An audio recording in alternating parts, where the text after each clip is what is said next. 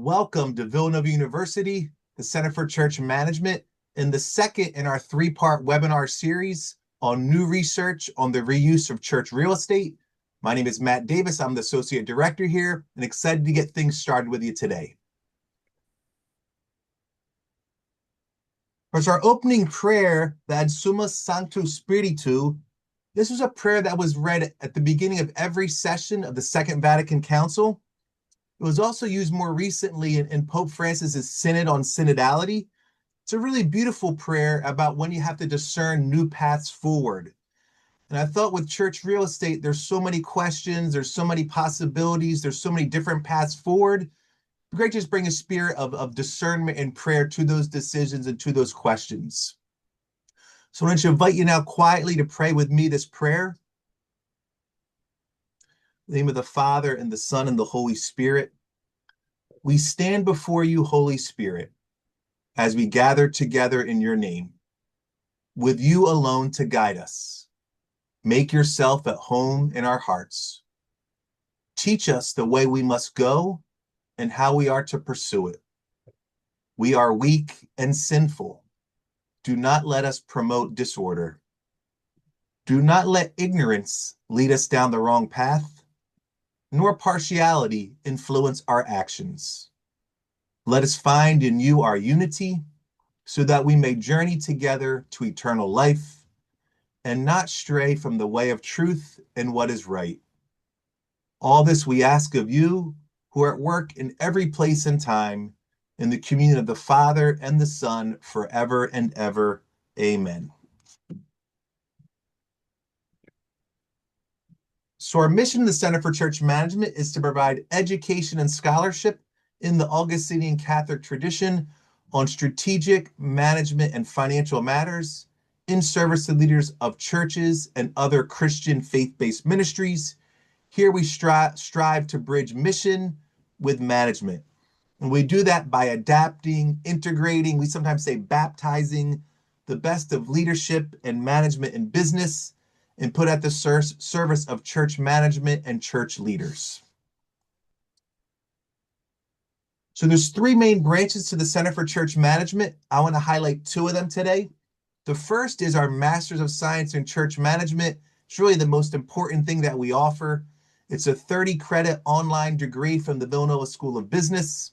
It's 2 years, and it has both live and asynchronous learning. In this program, you do deep dives into church management topics. You have an entire semester, for example, on church human resources. Do another semester on church pastoral strategic planning. You do church finances and budgeting, church facilities, things like that. I'm a 2021 grad, love the program, grew so much from it, grew both as a leader, which I was hoping for, but also grew as a person of faith, because when you integrate faith and mission to every aspect of church management, it helps your faith grow. So enrollment is now open. We've got generous scholarships available.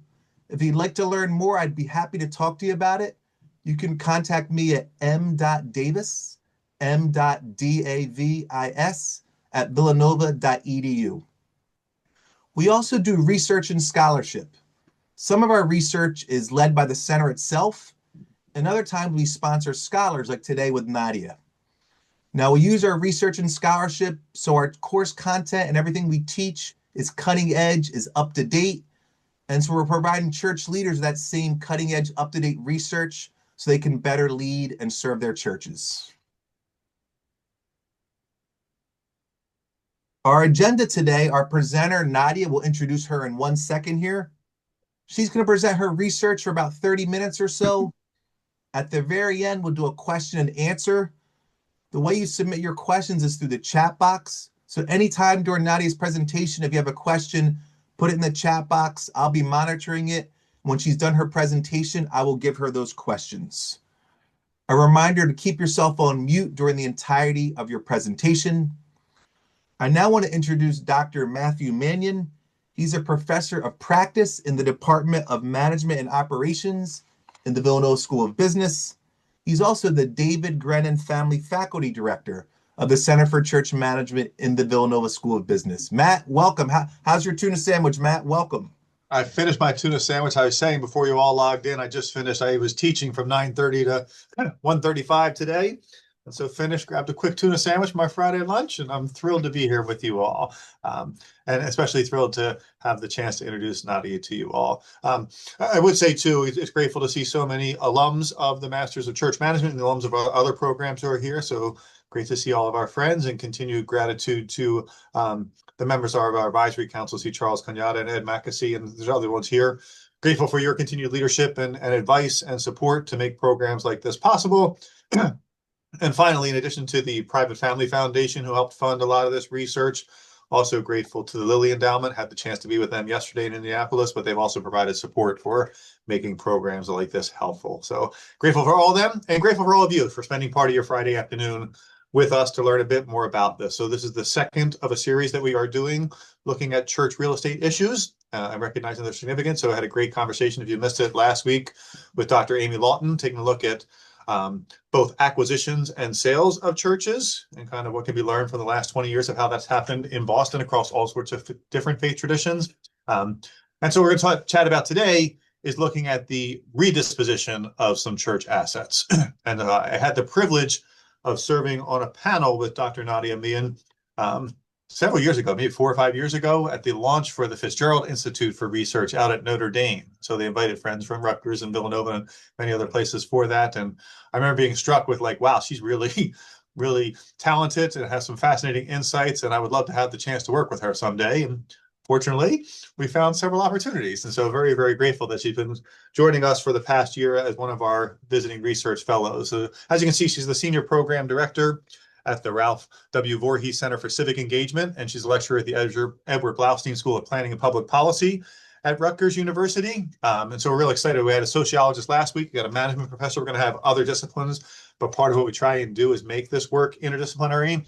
And so to have somebody who's got a background in public policy and planning has been particularly interesting, and I think you're going to appreciate Nadia's take on that. She got a Ph.D. from the New School and a master's in environmental studies, where she also specialized in urban planning from York University in Toronto. And yeah, she's done tons of work on faith-based institutions and how they are using property development and how they're advocating for land use and zoning reform in order to build affordable housing. And so we got that particular application of how churches and houses of worship are being redeployed to provide a different service to the community. And so got some great research she did for us on what was happening in Seattle from a public policy standpoint, but I think Nadia's going to go beyond that and share more of her overall research into all these opportunities and how churches have been making this transition. So Nadia, thank you so much for joining us. Thank you for your scholarships, your research, and thanks for spending the time with us today. Thank you so much. Just a heads up, I'm dealing with a bit of a cold, so please excuse my voice. It doesn't usually sound this much like Demi Moore. But thank you so much for joining me on this Friday afternoon. I really appreciate it and look forward to hearing any questions that you may have. And so, in our conversation with Matt and Matt earlier this week, I was primarily going to speak about this case study in Seattle that I was doing looking at this density bonus. But we decided to switch it up a little bit and talk more generally about faith-based affordable housing. And I'll talk a little bit more about this case study in Seattle and then come back to a little bit more about houses of worship that are building affordable housing on their property. So I'm not going to go back and introduce. I'm just going to start. Let me share my slides here. Oh boy, where did it go? Sorry, I'm getting used to this new. There we go. So I'm going to give just a little bit of a background on kind of what is happening, why are houses of worship kind of transitioning their properties into other uses, particularly into affordable housing, and then talk about some of the challenges that they're facing in doing this work, look at more, a little bit more, discuss a little bit more about this YIGBY legislation that, the Yes in God's Backyard legislation that's been happening all over the country, go a little bit more into the Seattle case, and then talk more about, if you are a house of worship looking to transition your property, how can you get started? Like, what are some of the first steps that you can do? And then share some examples of successful, houses of worship, churches that have transitioned their properties into affordable housing, and to show some examples of where that's happened across the country.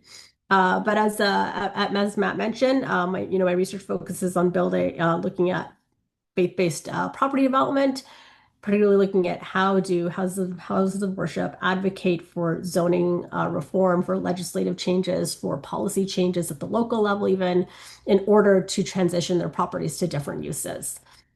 And I've also been documenting and building this faith-based affordable housing database. Hopefully, it'll be live in the new year. It'll be an accessible database online that anyone can access. That if they're interested in seeing, some of these examples that I'm going to share later are from the database that we're building. We've documented a little over 200 affordable housing developments that have been built on faith property, and I want to be just a little bit clear on that. These are congregation-led developments. Like this is where the congregation has said we would like to do this, or the diocese has said we would like to do this work. And these are not generally large housing developers. These are not vacant properties that the church has owned and are building land on. This is their religious campus that they've built housing on.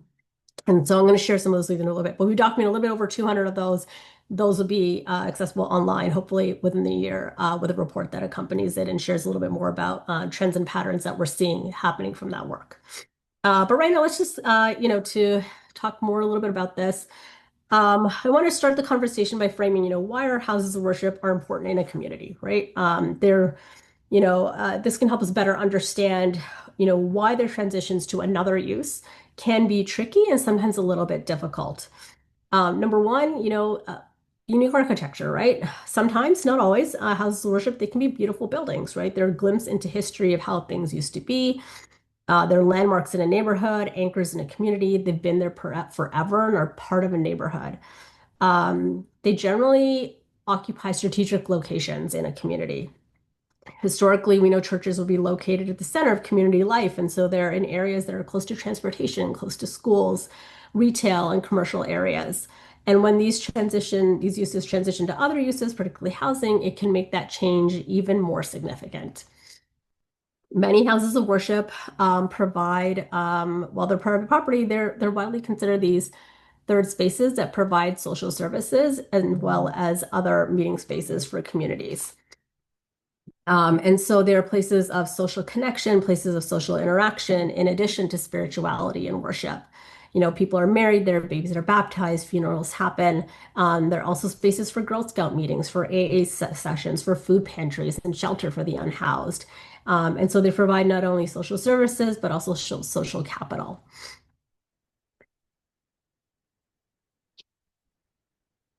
At the same time, there has been states and municipalities across the country are experiencing an affordable housing crisis, and they need to increase the supply of affordable housing. And we know also there's also what we can kind of call this crisis of faith happening.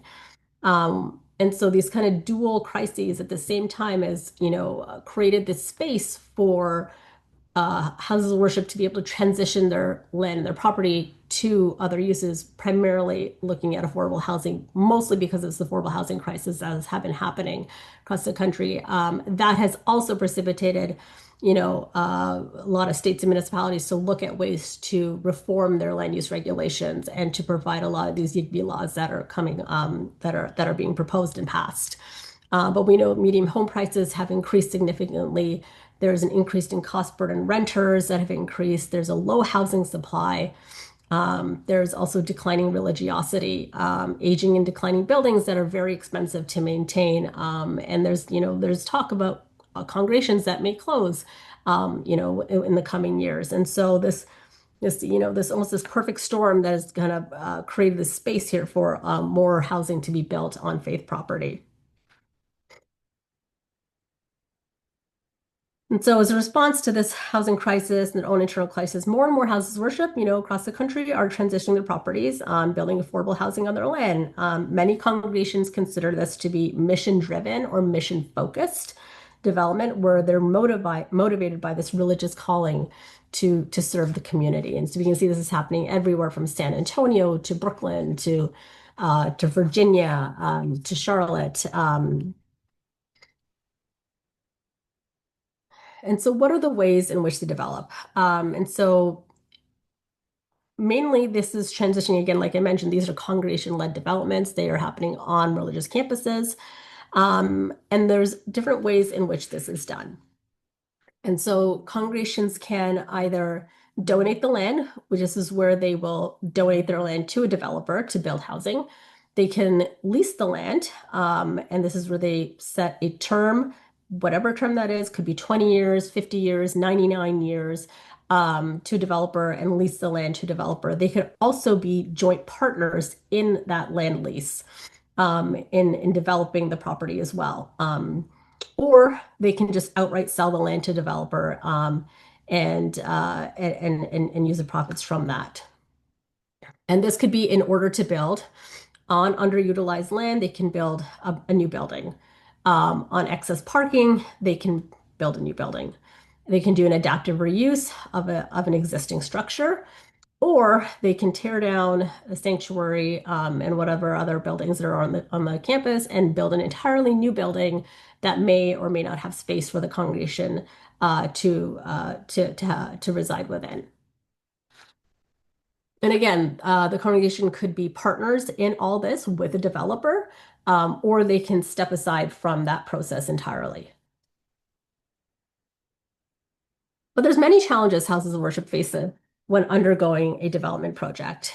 The first is this notion of capacity building, right? Capacity building is having the tools, the resources, the knowledge, the education in order to undertake a development project. These are not easy things to do, right? Development projects take time, they take money, they take expertise, they take a lot of patience. And so many houses of worship don't have that capacity to undertake development projects, and that can be a very steep learning curve. Thankfully, there are many capacity building programs that have now come about, that that pastoral leaders and congregation members can take, to better understand how to go through that process. And I'll talk a little bit more of that in a bit. Let's just say the capacity building is there, congregation is ready. The next step would be to, think about how to do a lot of these pre-development studies that are needed. And these pre-development studies better help congregations understand what can be done with their land. So let's just say the congregation says, we would like to build, a 20-unit building on our excess parking space. The pre-development studies, they will help you better understand whether or not that is possible. And so this means hiring consultants, hiring architects, hiring real estate agents, hiring folks who do survey land, folks who do zoning analysis, planning studies, and putting all those studies and information together that will better help you understand what is the highest and best use of that land. It may be that you're sitting on a slope, and so, maybe that 20-unit building is not possible, but something else is possible. It could be that, under your land is some sort of geological rock that doesn't allow you to dig deep enough. And so those studies will help you figure all that out, but those are also very extremely expensive to pay for because you're paying consultants to do this work. And so getting that pre-development financing is the next step. You can go to the bank for those loans, but again, they're expensive. They can cost anywhere from, $20 to $50 to $100,000 to do those studies to better understand what can be done with your land. And so a lot of houses of worship have challenges in accessing that kind of financing. And we can talk a little bit more about where some of that also comes in with the capacity building, and there are some programs that are out there that will help with that pre-development financing. Let's just say the congregation moves to the next step. Says, we've got the financing, we've done the studies, we're ready to go. And they realize through some of the studies that they need to change their zoning. They are zoned as a non-conforming use, or they are zoned as a house of worship. They have to go to the town and say, listen, we want to change our use to housing. And so that could also be very time-consuming, expensive, hard to navigate. And so that could be another hurdle that a congregation has to kind of overcome. A part of that is also gaining community support. As I mentioned at the beginning of this presentation, these spaces can be very emotional spaces for a lot of community members. Whether they attend the church or not, it's always been there, right? This beautiful building, this mainstay, and to say that it's going to be turned into housing or another use can be really hard for folks to comprehend. And so, having the community part of the planning process is always a good idea, just to prep people and get them aware of those upcoming changes that could happen. And let's just say you have all that. At the end, there still needs to be financing to build the development itself. Um, and financing for smaller missing middle housing. This is, projects that are smaller than 50 units.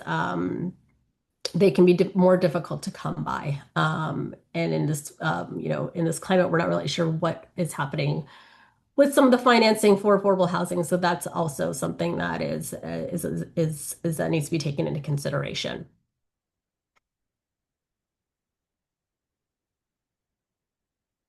So to overcome some of these challenges, there's been a number of legislative changes, policies, and programs that have been implemented across the country. And so this map here is something that we've built, showing where some of these YIGB legislation have been pending, where they have been passed, where they have been rejected, and where they have not been proposed at all. And so the ones in gray, this is where there's been, pretty much no action has been taken. The bills that are pending are in yellow. The bills that were passed are in green, and the ones that are rejected are in red.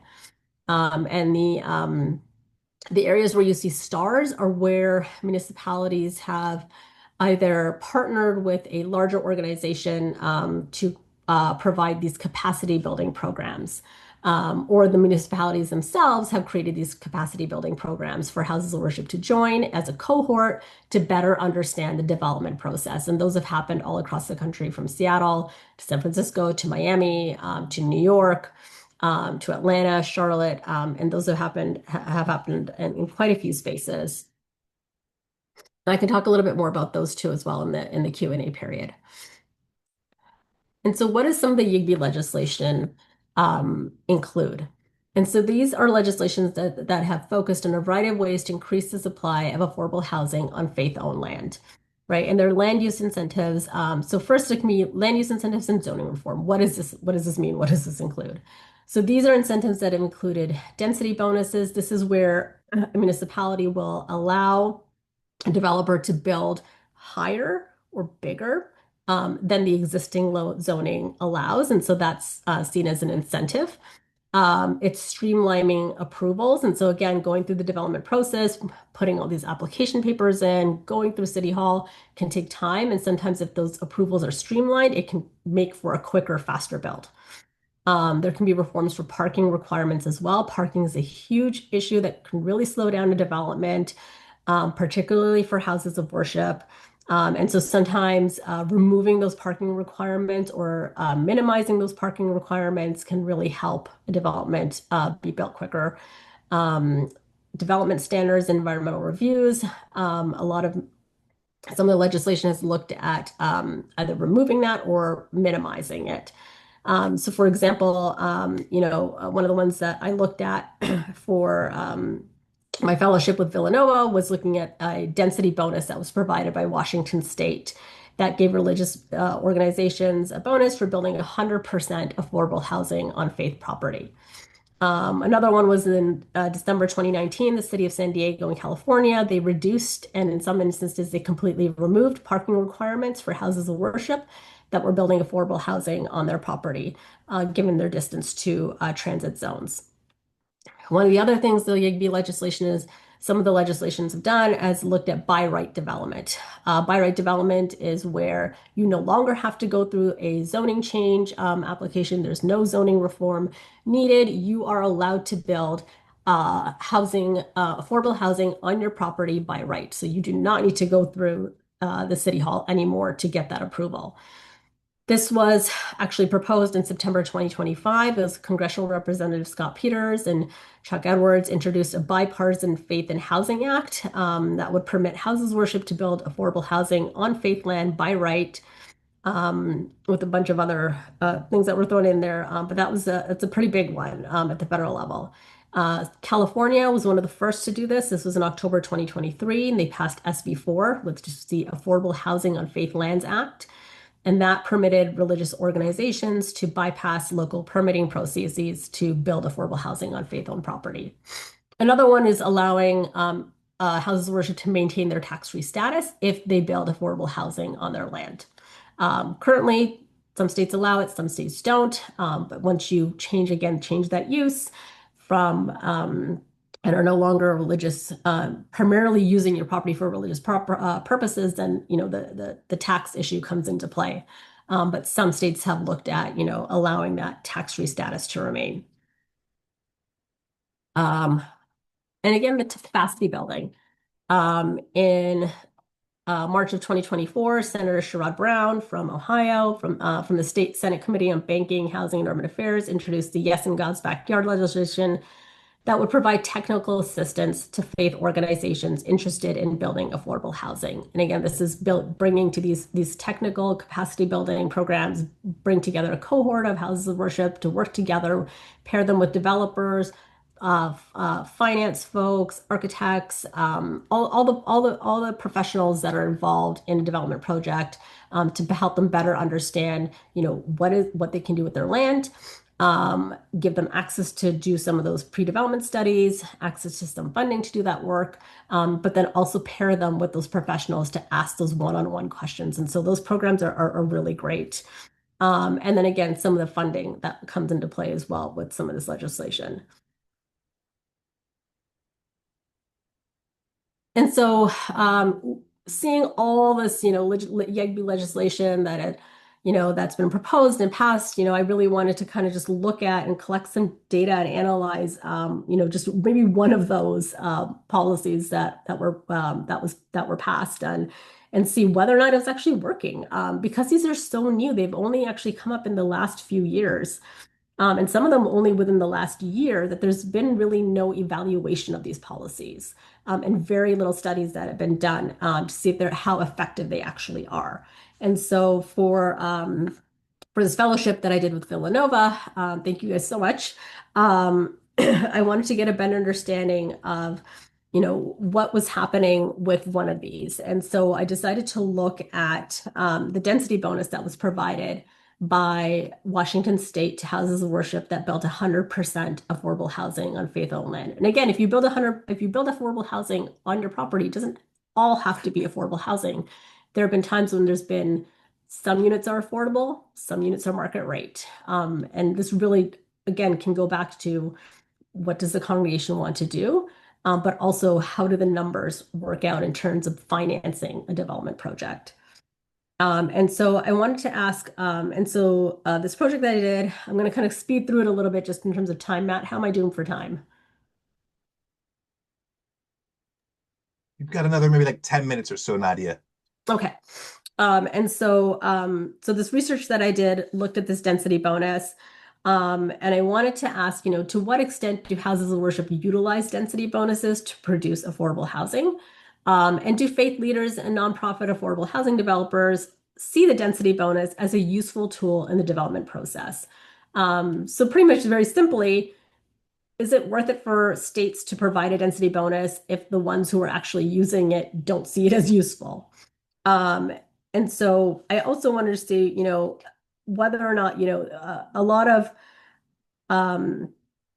within planning literature itself, the prospective developer has not really actually been studied as much, as well as other folks who are involved in shaping planning processes, such as houses of worship, who are have built housing for many, many years, and so kind of showing their perspective within this planning process.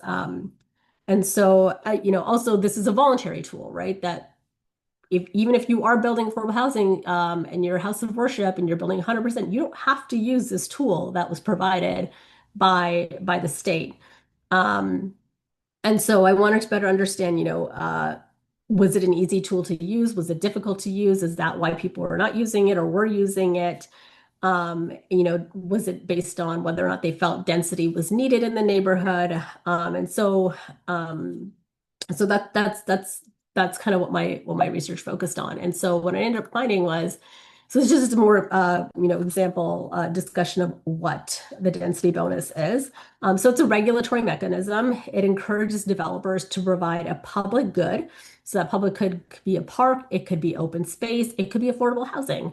In exchange for for greater building height or density of a development project. And this is a tool that's used globally to incentivize development and to increase density. And so again, you could have a 1 acre lot, and on a 1 acre lot, you could build one house. But on that same size lot, you could build a 4-story building. The density bonus would allow you to build that 4-story building, but it would give you a couple of extra floors. So it would give you a couple of extra floors, but it could also increase the depth of that building as well, the floor area ratio, as they call it. And so this is what happened in Seattle, is that if they built 100% affordable housing, they could receive this density bonus and therefore build a little bit higher and get a little bit more. If you're a developer, you're looking for pretty much for more bang for your buck um, in exchange for building that affordable housing.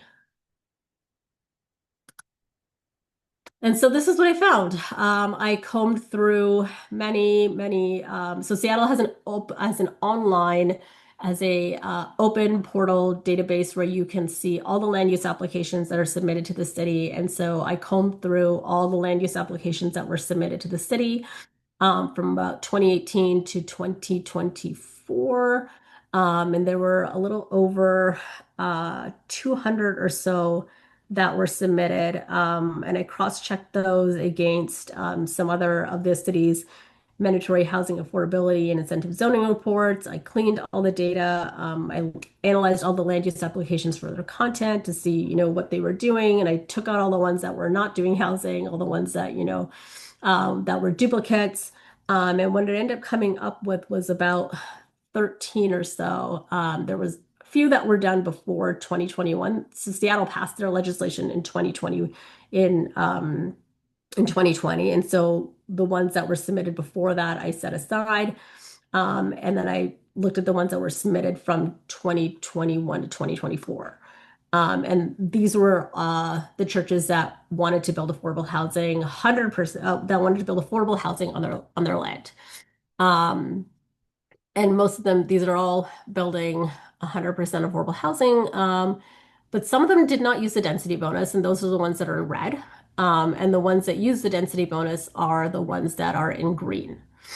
And so there ends up being many different reasons as to why this happened, why some of them used it and why some of them did not. The Prior to the density bonus being passed, Seattle also passed a different zoning initiative where they upzoned certain neighborhoods. And so if the church was in that kind of upzone neighborhood, they were already going to be able to have that density bonus. So they didn't necessarily need to take advantage of this one. And some of those are in that neighborhood. For some of them, they just weren't able to get the financing to do a larger, bigger project. I think that was St. Mark's was one of those that was able to pull together financing. And for some of them, they did not want to do a dense project. And so Admiral United Church of Christ here, they're building townhomes. And so they're like, we don't want to build a large 50, 75 unit building. We're happy with just 12 townhomes in this community. And that's what we feel is best for this community. And so a lot of different factors went into whether or not they used the density bonus. Hey Nadia, sorry to interrupt, but yes. when you say they upzoned the area, for those of us who are not developers, what does it mean they upzoned the area? Oh, I'm sorry. So upzoning is it's providing kind of that density bonus for a particular neighborhood. So um and making the developer provide affordable housing. And so for certain neighborhoods in Seattle, it's just kind of mandatory inclusive zoning. And so if they have to build, if they're building a building, they have to include affordable housing as part of that. Um, and so for these ones, so what I ended up finding out was pretty much 9 houses of worship across the city were issued land use permits to build housing, both market rate and affordable after 2021. 5 are using the density bonus, 4 are not. And they're located, as you can see, in different neighborhoods all over the city, which is also very important because there's some neighborhoods that really do need that affordable housing in them, maybe much less so than other neighborhoods. But these are all neighborhoods. These are neighborhoods that are low-income neighborhoods with primarily, individuals of color, but they're also high-income neighborhoods with primarily white residents. And so that affordable housing then is spread all over the city and not just concentrated in a lower income neighborhood, which makes for more equitable development as those units are spread across the city and across different kinds of neighborhoods. For houses of worship, so I'm going to share another table. So this is, a little bit more detail about all those churches that are building affordable housing. And the type of project that they're doing, the number of units, and whether or not they use the density bonus and the neighborhood that they're in. And so the top three, these projects are in the process of being built or have already been built. And so these top three, I believe this Church of the Good Shepherd has already been built. Sorry. Uh,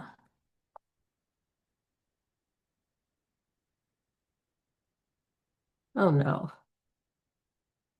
Okay. Um, and so the Church of the Good Shepherd has already been built. It was a 7-story, 86-unit building for veterans and formerly unhoused individuals, and they did end up using an NC bonus. St. Luke's is building a very very large development. It's 2 different buildings. One is entirely 100% affordable housing. They had to do that in order to get the density bonus. The second building has a mixed income, but it's a very big project, and they will have space for their congregation in the building as well. New Hope is in the process also of building. It's 2 6-story buildings. And then so the other ones that are in yellow are ones that we're not sure if they're still in the process. They applied. Some of them want to use the density bonus, some of them don't. But whether or not they've actually proceeded with the project is dependent again on a number of factors. I know for a couple of them their financing was an issue. And then finally, St. Mark's at the bottom decided that they were not going to proceed with their project. But a lot of them are doing a lot of different things. There's a daycare center in addition to building the affordable housing. There's, for some of them, there's retail space included. Some of them are townhomes. For many of them, the religious institution, I believe, was going to stay on the property. They were not going to be leaving, but they were still going to be part of that development. And so what did I find? I found that, yeah, the density bonus did increase the supply of affordable housing. And for the ones that used it, they did find it to be a useful tool.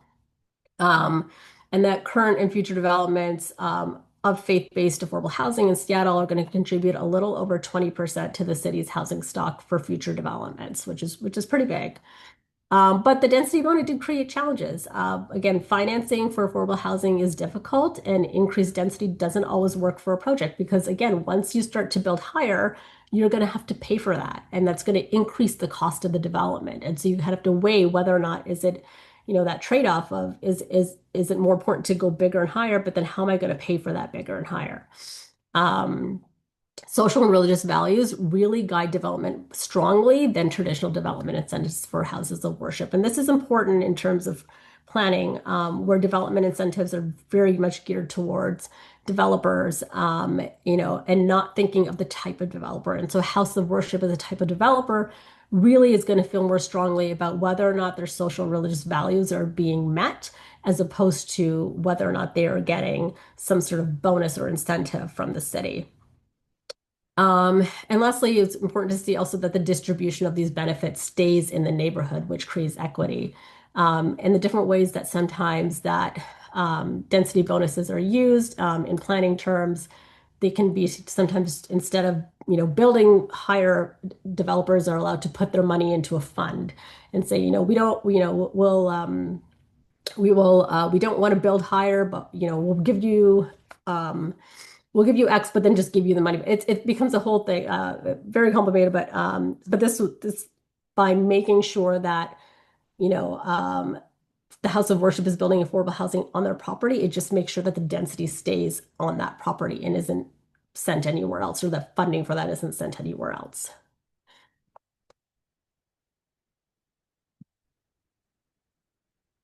All right, after all this, if a house of worship is still very much inclined to go through a development process, where can you start? What needs to happen? What would be helpful?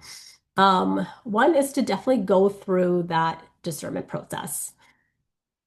Have those hard conversations with the congregation about the mission. How does that align with the building and the property? What do you feel called to do? Does it align with what the community needs?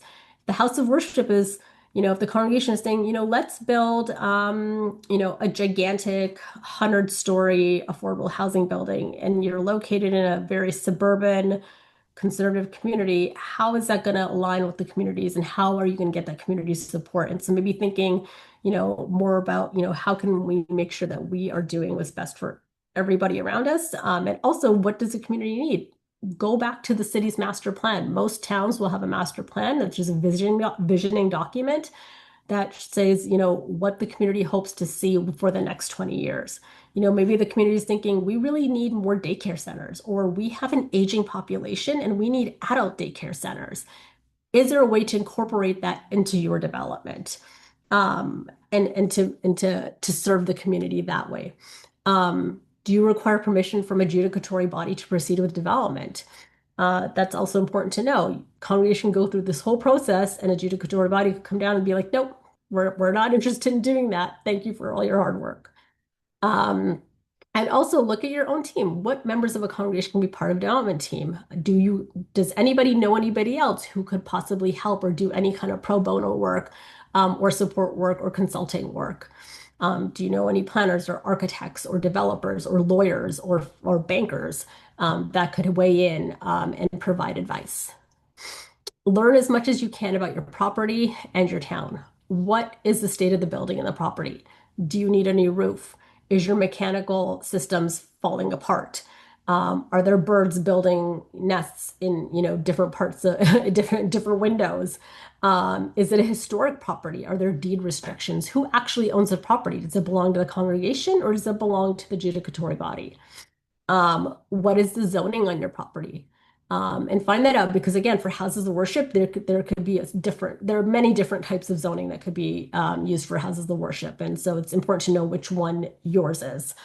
And that can be easily done by just going to town hall and asking the planner. Do you have historical status? Are you a landmark building? Are you on the National Register? Do you have any current tenant agreements? Perhaps you have current tenants in your building now. What are those agreements? Have you gone through an appraisal of the property? That's super important to do. And that can be done with any kind of um, real estate appraiser. Just say, hey, can you come out and do an appraisal of my property? Because if you go through this process, you could have a developer finding out you want to develop, knocks on your door and says, hey, I can give you $5 million for your property. And you can hold up your appraisal and be like, really? Because I did an appraisal of my property. And it turns out my property is actually worth 3 times that. Thank you very much. And so remember, knowledge in this case really is power. Um, Build relationships. Uh, Go out, see, are there other houses of worship in your area that are also interested in mission-focused development? And this could help build any kind of coalition that you may need if you're getting stuck in some of those zoning approvals and zoning processes. And to have, there's power in numbers, and to say there's, your town has 13 houses of worship and maybe half of those are interested in developing or even a quarter, it's easier to go to town hall and saying, listen, all these houses of worship are really interested in developing, can you look at their zoning regulations and see if you can change them across the board, and that makes development also much easier. And so getting to know your town planner, your local councilor, your mayor is very helpful in these kinds of situations. And understanding the goals and even vocabularies of government, as well as those of developers, social service agencies, financiers, is very crucial. Again, knowing what your town's master plan says, what is the vision of the town, and how does that relate to your development can really help you speak more in some of the governmentese. And perhaps the municipality can play matchmaker for potential collaborators, perhaps say no of certain policies or programs that are coming on board that would be helpful in your case. Identify resources. Don't go with the first developer who knocks on your door. Again, do due diligence. Interview people. What experience do they have? There are certain developers who have worked with houses of worship, and they've done this process before. Financing is important. What grants, subsidies, bonds, incentives can the municipality or the state provide? Can they help identify other sources of funding for pre-development and development costs? And can your state or city offer any capacity building or technical assistance? Again, a lot of big cities have them, but there have been other municipalities, smaller ones, that have created and offered their own.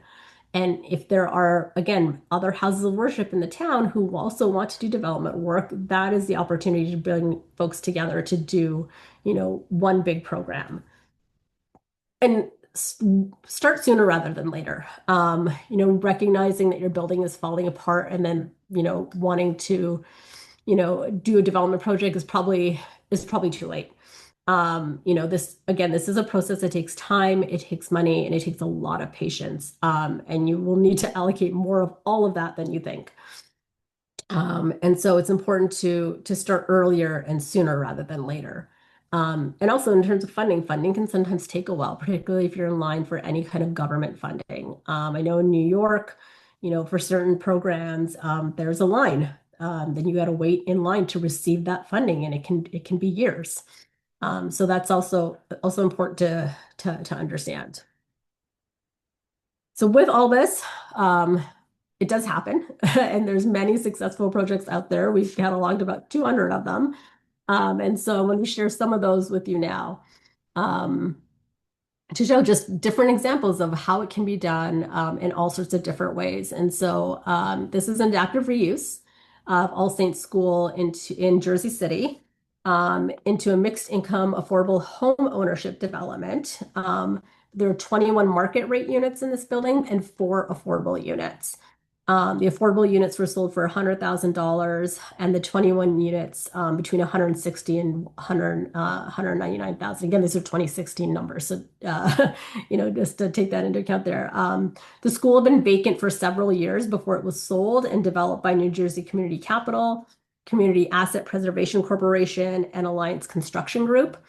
It cost approximately $5.6 million in funding and included funding from a variety of different sources. And again, the capital stacks for these projects can be very deep. It can come from a number of different sources, from private capital, from philanthropy, from public capital. And so you're looking at mixing a bunch of different financing sources to do these projects, and as well as many different stakeholders that can be involved. This is St. Paul the Apostle Senior Residences. This is in Edison, New Jersey. This was built in 2021. This is a project that was built on land that was previously housed an annex building that was owned by Our Lady of Peace Church. It was developed by the Domus Corporation and Metuchen Community Services Corporation, an agency that works in partnership with Catholic Charities in the Diocese of Metuchen. It was really a strong partnership between the Diocese of Metuchen and the Diocese of Newark that brought it to fruition. And again, this shows us just how important some of the judicatory bodies can be when it comes to faith-based development. So it's a 3-story, 42-unit, age-restricted development. The building reserves 16 units for senior households whose income does not exceed 60% of the area median income. 21 units are for 50% of the area median income, and 5 of those for whose income does not exceed 30% of the area median income. And some units were set aside for unhoused seniors whose rents are supported by state-based rental subsidies. They have a community room, management offices, a common laundry room, a large lobby, maintenance areas, and it cost approximately $11 million. It was funded by federal low-income housing state credits, the New Jersey Housing and Mortgage Finance Agency, as well as Enterprise Community Partners and TD Bank. This is, again, a pretty big project. This is St. James Terrace in the Bronx in New York. It was built on additional open space abutting the church. So if you look at this picture here on the left, you can see the church is here. And this building was built on this open space abutting the church. And then here's the railroad tracks, the MTA tracks there in the front. The land was leased, and it was developed by Duvernay and Brooks, Concern for Independent Living and BD Capital Management. It's a 9-story, 102 unit building, which includes studios, 1 and 2 3-bedroom apartments. And 51 units are supportive units with access to on-site supportive services for people struggling with homelessness. The supportive units are reserved for renters at and below 50% of the AMI, and the remaining affordable units are for renters at and below 70% of the AMI. They have a community center that offers a variety of programs as well as a weekly food pantry. And this project was pretty big. It cost approximately $64 million with funding from low-income housing tax credits, subsidies from the New York State Homes and Community Renewal, the Community Renewal's Office of Resilient Homes and Community Affordable Housing Fund program. And there was also funding from the New York State Office of Mental Health and support from the New York State Office of Temporary and Disability Assistance. And the congregation is still active and they're still on site.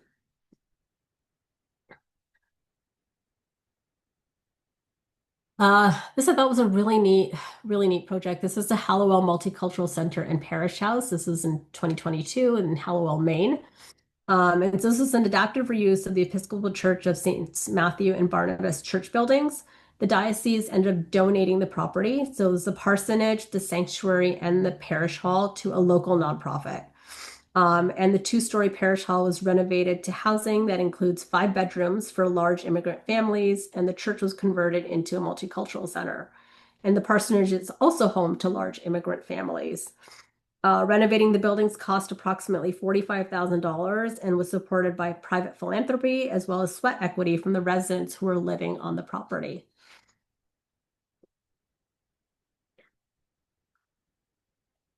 And lastly, this is St. Paul's Episcopal Church housing development built in 2024. It's in White River Junction, Vermont. The development was a partnership between St. Paul's Episcopal Church, Twin Pines Housing, and the Upper Valley Haven, a private nonprofit organization. The land was sold to Twin Pines Housing and the Haven to construct the development. And you can see St. Paul's Church is still there, but they had excess parking. And so they sold that excess parking to build the housing. The development consists of 3-story, 18 one-bedroom permanently affordable apartments. They're small, they're only about 500 square feet each, and rent is equivalent to 30% of the residents' income for individuals who have experienced homelessness for at least a year or repeatedly and have a disability. And they have a common area on each floor, and supportive services are provided by the Haven, which helped to develop the property. And so they have intensive case management, financial counseling. The project cost approximately $8.2 million with funding provided by Vermont Housing and Conservation Board, the Vermont Housing and Finance Authority, as well as federal tax credit equity. And again, the congregation is still there and active and on site. So I'm gonna stop sharing. Oh, and then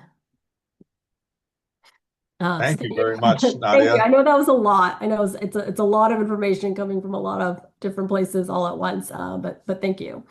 No, we appreciate it. And as we start hockey season, it's great to hear your Canadian accent again. I hear about the process, the projects, and the organization and everything else. I love that as well. I know Just it's okay. adds to everything else. We got a couple of questions, Nadia, and we'll finish up on time. But I mean, you've got this pool of 200, this great database of 200 places that have done this. And even in the examples you gave, some of them were all affordable housing, some of them were affordable housing plus market rate housing. Do you have any sense kind of what the mix is and how many are doing straight affordable versus some kind of mix out of the 200? Just your overall sense of it. So we're starting the process actually of analyzing all the developments now, and so we'll hopefully have it, when the website comes online, we'll have a report that goes with it. So I couldn't tell you right off the top of my head actually That's fine. of how many are doing mixed versus 100% affordable. The other piece will be fun to see too, and it's just in terms of informing people's decision making. I thought your guide and kind of the steps to consider if you're thinking about this was really excellent. And so we'll look forward to sharing that resource with everyone here today and those who couldn't make it as well. But you're also going to be curious to see kind of how many of them are choosing to develop the land, to kind of partner with it, to lease the land versus selling the land, and all those kind of choices. I think will be really interesting. Yeah, Because all of them are valuable. yeah, and we'll have more on those trends and those patterns as well. But I Awesome. think just off the top of my head, though, I believe many of them, I believe leasing is the way that many of them usually end up going. mean, that's what we're hearing anecdotally, and there's something to that because it allows the church to Retain, maintain the asset, right, have the they asset retain serve the ownership community of, and also provide resources for the church. So, right, and they retain ownership of the land. yeah, yeah. Matt, any additional questions from the group? Yeah, a few questions for you, Nadia. And if you have an individual question for Nadia or don't get to your question, she'll stick around once we stop the recording at the very end.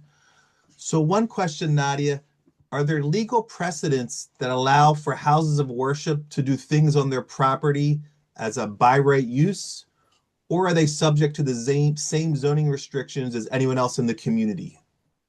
Well, I mean, this is where you need to go back to the zoning regulation, right? And so each property is subject to their own zoning regulation depending on what they're zoned for. And so that's why it's important to go back and look at those regulations. So and know what you are zoned for. So you could be zoned as a non-conforming use, you could be zoned as a house of worship. And so you gotta go back and read that fine print and have a conversation with the town planner and ask exactly what am I allowed to do on this property. Um, it's only when some of that YIGBY legislation that has been passed gives you that by right permission. But as of now, I mean, there's most places don't have that by right kind of legislation in place. Okay, thanks, Nadia. This And next question, you actually kind of mentioned, you addressed it a little bit later on, but I want to see if you still had more comments on it. So it said before the challenges slide, you outlined a few different options for congregations. Is there a sort of culture or sense of mission that shapes the choices congregations make when discerning how they want to use their land? I mean, again, it depends on the congregation, right? I mean, this was focused primarily on affordable housing, but that doesn't necessarily be have to be the way that a a house of worship wants to go. I mean, there's been many instances where they've, done other things like created co-working spaces, created arts and community spaces. There was a great one. I think it was in St. Louis. I'm trying to remember exactly where it was, but they had turned the inside of the church. The congregation had left, but they ended up selling the property and turning it into a skate park for teens and teaching them carpentry skills and teaching them, how to. And it ended up catching on fire last year. It was really sad, the whole thing burned down, but it was a great space. And so there's many different uses. It all just depends on what does the congregation feel called to do, and that can be a range of different things.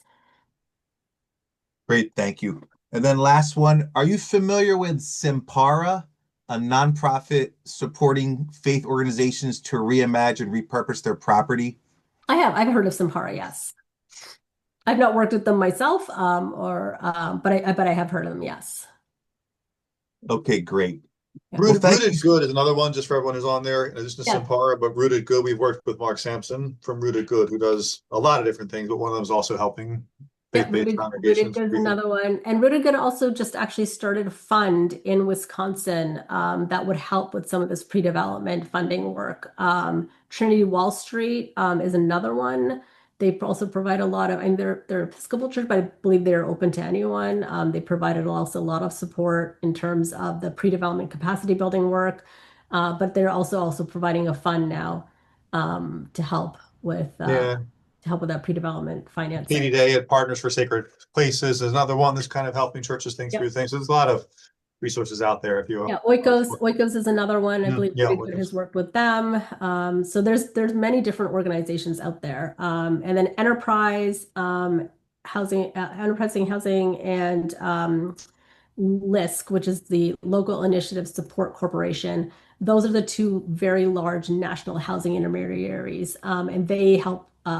Enterprise has an entire faith-based um, development kind of sector, if you want to say, within their organization that works primarily with houses of worship and developing their property. They actually have a online conference coming up in the beginning of December. So if you go to their website, you can probably register for that and check that out as well. Um, oh, yes, I can. Matt, I think you want to write them down, or I can write them down. Yeah, I Yeah, saw those names. So this is also going to be recorded as well. So you could, like, someone asked to write down the names of all those organizations like Rooted Good. We can try to get those together. It also should be on the recording if you want to watch the recording of it. I'm going to start to wrap things up. So thanks so much to all of you for being here for the second in our three-part webinar series on new research on the reuse of church real estate. Hope you got some new ideas and are excited about maybe some new possibilities if you are looking to find a new way to reuse your church real estate. As I just said, the recording of this webinar will be posted on our YouTube channel under the Villanova School of Business. We have a playlist. I'll send you this link as well. Feel free to rewatch it or share it with anyone you would like. Please consider joining us next Friday for our final webinar in this three-part webinar series. Sister Bethany Welch will be presenting on supply or demand, redeploying surplus church property to address housing affordability and homelessness. One particular group she focuses on is college students that are homeless, which for me personally was a bit of a learning that there's college students that are homeless, something actually really important for places like Villanova to know about and be sensitive to. Special thanks to Nadia Mian. Nadia, get to see you're a Jersey girl. I'm a Jersey guy. I love always seeing Jersey girls out there. So special thanks to Nadia for sharing her research with us. Again, if you have an individual question, she'll stick around at the end to answer that. Everyone else, you're free to go. I will stop the recording. Have a blessed and happy Thanksgiving, everybody. Thanks so much. Thanks, Matt. Thank you, Nadia.